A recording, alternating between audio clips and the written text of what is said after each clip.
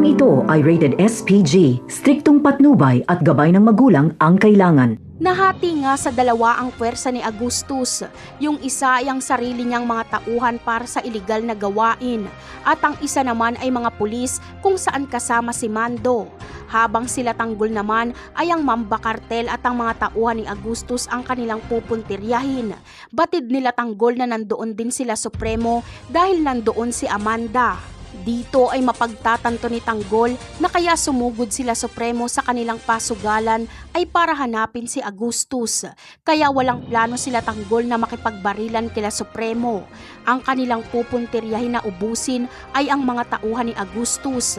Pero hindi inaasahan ni Tanggol na darating ang mga kapulisan at makakabarilan niya pa nga ang kanyang ninong Mando. Bagamat walang planong lumaban si Tanggol kay Mando pero binabaril siya nito. Hindi kasi siya makilala dahil sa suot nila Tanggol. Kaya magpapakilala si Tanggol. Tatawagin niya ang kanyang ninong Mando at makikilala naman ni Mando ang boses ni Tanggol.